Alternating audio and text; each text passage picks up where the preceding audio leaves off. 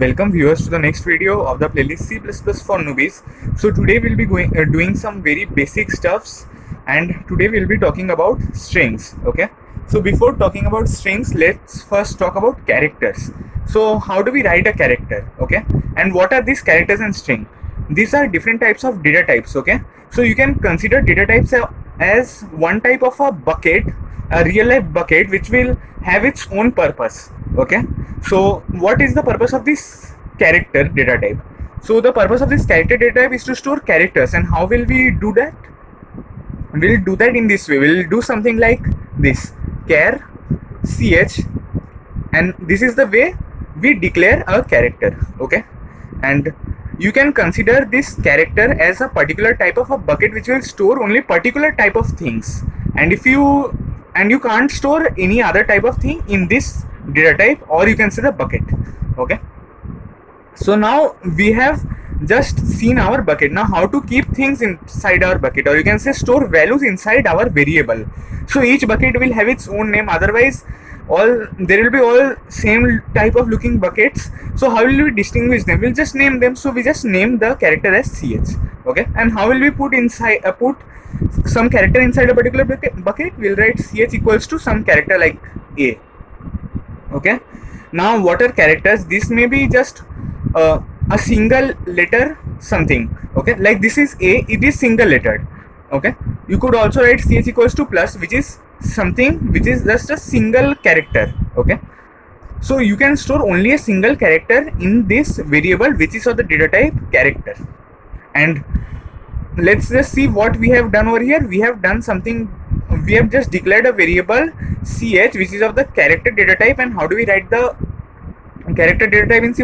We simply write char, and then to assign the values we just write equals to and then a, or some other character which we would like to keep inside our character. Now what are strings? Similarly, strings also you can consider as a different types of buckets. Now the string is such a bucket which can store all the buckets of this character, which means string is a collection of characters. So you can just write string s in this way, and just the way we had declared the variable as ch, we had declared the string as s. Okay, and all these letters in this string are in small letter. So this is the way we declare a string. Okay, and what are these strings? These strings are the collection of characters. So we were writing ch, we are assigning a value to ch by writing single quotes, but in s we will write double quotes. Okay, and then we can do something like a, b, c, d. So now we will see what we can do inside our program. So inside our program, at the beginning we write hashtag include bits standard c++.h, then using namespace std, and this is all the header part of the program. If you write this, we won't need to write any other header file, and then inside the main function we'll write our main code. Okay. So how to take input of a character?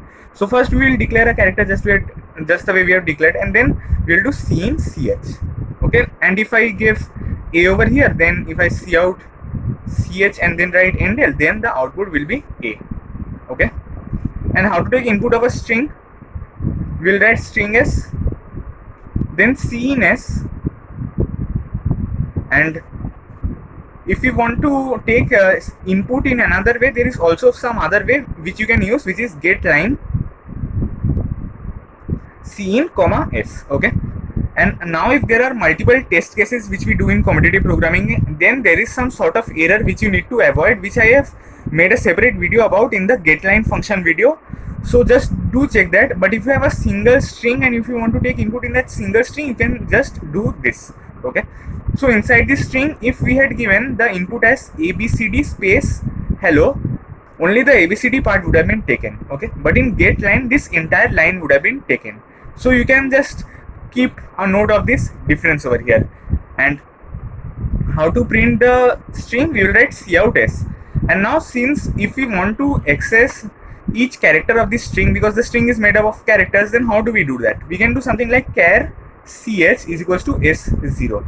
So just like array, string also have indexes. So if we have abcd, then this will be 0, 1, 2, 3. Then if there is a space, it will be counted as 4 if we have taken input via getLine sin, s. This is commented because we are not taking both inputs. I am just telling that you can either do this or this, and if you do this, then ABCD will only be taken. But if you do get line, then ABCD space hello will be taken as input.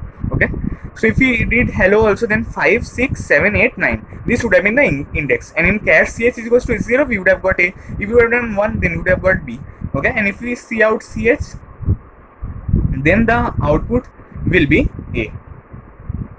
Okay, and if we see out since we see out S over here, then the output have been ABCD hello.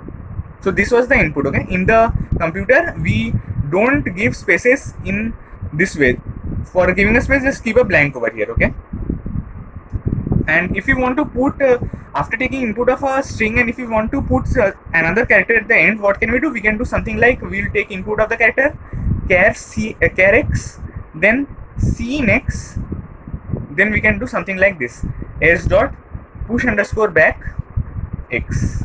Okay, and if you want to pop this out or remove this from the last, we can do s dot pop underscore back x. So this was just a very basic introductory video that can help you clear your basics about what are characters and what are strings and how can we access them. Now if you wanted to print the entire string without using this cout, what we would have done, we would have run a loop for the entire length of the string. Okay, so how do we get the length? We just do s dot length. Okay, if we cout s dot length, we will get 10 over here, because the number of indexes is how much? Till 9. So what is the length? Always the last index plus 1. So it is 10. Okay, so if we couted s dot length, we would have got 10. So if we want to print the entire string without using cout s, what we will do, we will run a loop from int I equals to 0, I less than s dot length and I plus plus, and then we would have done cout s of I. Okay, so what is s of I? Which is, first the loop will be 1, then 2, then s of 2, then s of 3, then s of 4. In this way, all the characters would have been printed. So this was all the basic things about characters and strings. Thanks for watching, and do ask any doubts in the comments.